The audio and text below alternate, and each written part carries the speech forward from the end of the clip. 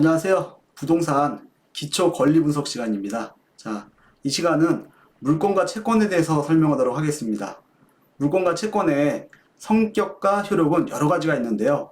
이 시간에는 가장 기초적인 내용만 설명하도록 하겠습니다. 먼저 물건의 정의부터 설명해 드리겠습니다. 자, 물건이란 사람이 물건을 지배하는 권리를 물건이라고 합니다. 예를 들면 제가 휴대폰을 가지고 있습니다. 근데 이 휴대폰은 제가 돈을 주고 매입을 했습니다. 그래서 이 휴대폰은 제가 소유권에 기해서 지배를 하는 거죠. 다른 사람의 토지를 사용하기 위해서 설정한 지상권, 은행에서 돈을 빌리기 위해서 담보로 제공한 부동산에 설정된 저당권, 이렇게 물건을 지배하는 권리를 물건이라고 합니다.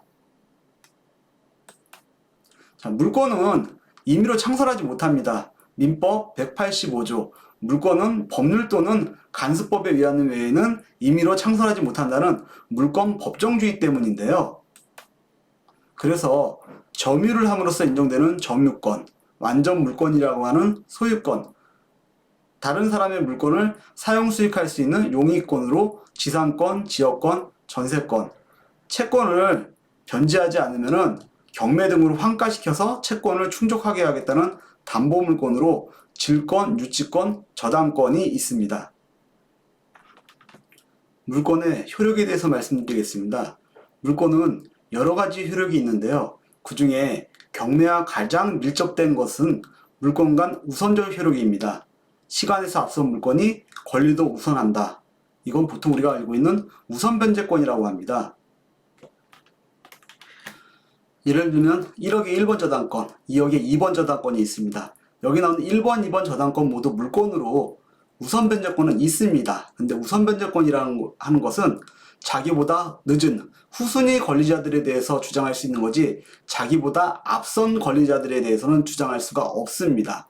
자, 이 상태에서 경매가 진행돼서 배당할 금액이 1억 2천만 원이라 이럴 경우에 1번 저당권과 2번 저당권의 배당 금액을 알아보면요. 1번 저당권은 2번 저당권에 대해서 우선 변제권을 주장할 수가 있습니다. 그래서 1억 2천만 원 가운데 자기 채권 금액인 1억을 배당받을 수가 있고 2번 저당권은 우선 변제권은 있지만 자기보다 앞선 권리자인 1번 저당권에 대해서 우선 변제권을 주장할 수 없기 때문에 남은 금액 2천만 원을 배당받을 수가 있는 것입니다. 또 앞선 지상권 1번, 2번에 저당권이 있습니다. 2억에.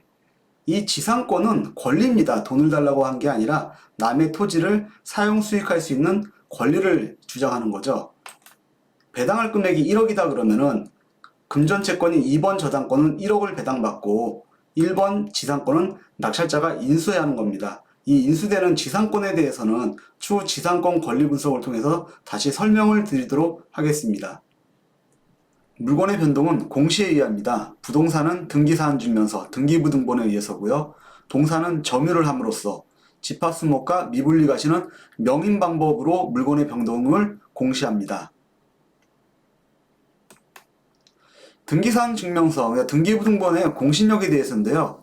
등기부등본의 그 공신력에 대해서는 부동산에서는 인정하지 않습니다. 그래서 등기부등본, 등기사항증명서는 권리의 발생, 변동, 소멸을 공시할 뿐이지 공신력은 인정되지 않고 있다는 점을 명심하시기 바라겠습니다. 물건에 대해서 간단히 설명해 드렸는데요. 여러분들이 기억하셔야 될 것은 물건 간 우선적 효력이 있다. 우선 변제권이 있다는 겁니다. 순위에서 빠른 물건이 권리에서도 앞선다. 이것을 꼭 기억하시기 바라겠습니다. 채권에 대해서 설명해 드리겠습니다. 여기서 말하는 채권이란 거는 뭐 채권에 투자한다 이런 증서를 얘기하는 게 아니고요. 채권자, 채무자 이런 개념으로 이해하시면 될 것 같습니다.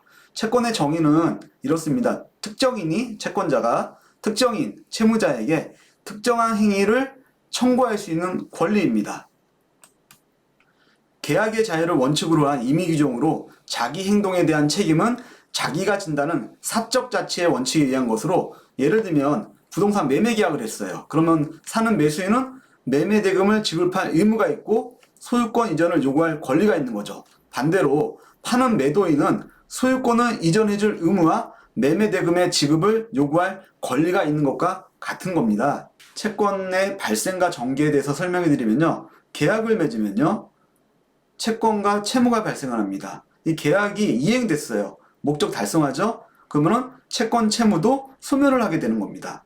근데 만약에 이 계약을 불이행했습니다. 그러면은 이행 청구권, 해지를 요구할 수 있고요. 금전채권이라 그러면 손해배상을 청구할 수도 있겠죠. 이게 가압류나 가처분의 형태로 많이 나타납니다. 나중에 뭐 판결을 받아서 강제경매가 진행되는 경우도 있습니다. 채권에 대해서 간단히 설명해 드렸는데요. 채권은 물권과 다르게 채권 간 우선적 효력이 없습니다. 그래서 채권은 순위에 상관없이 평등하다, 이런 개념으로 이해를 하시면 되겠습니다. 예를 들면 1번 가압류 1억, 2번 가압류 2억이 있습니다. 물권에서는 앞선 권리가 모든 금액을 먼저 가져갔지만 채권은 우선 변제권이 없으므로 평등하게 안분배당, 평등배당 뭐 이런 개념으로 해가지고 배당이 진행을 합니다. 예를 들면 환가 금액이 1억 2천만 원이다. 배당할 금액이 1억 2천만 원이란 얘기죠. 그러면은 1번 가압류는 배당할 금액 1억 2천만 원 곱하기 1번 가압류 금액 더하기 2번 가압류 금액 분의 1번 가압류 금액으로 하게 되면요. 4천만 원을 배당받고요. 2번 가압류는 배당할 금액 1억 2천만 원 곱하기 1번 가압류 금액 더하기 2번 가압류 금액 분의 2번 가압류 금액 하면은 8천만 원으로 배당이 됩니다. 물권과 채권에 대해서 간단히 알아봤습니다. 물권과 채권은 여러 가지 효력과 성질이 있는데요. 이 시간에는 여러분들이 기억하셔야 될 것은 물권은 우선적 효력, 우선 변제권이 있다. 채권은 우선적 효력, 우선 변제권이 없다. 이것을 기억하시면 될 것 같습니다.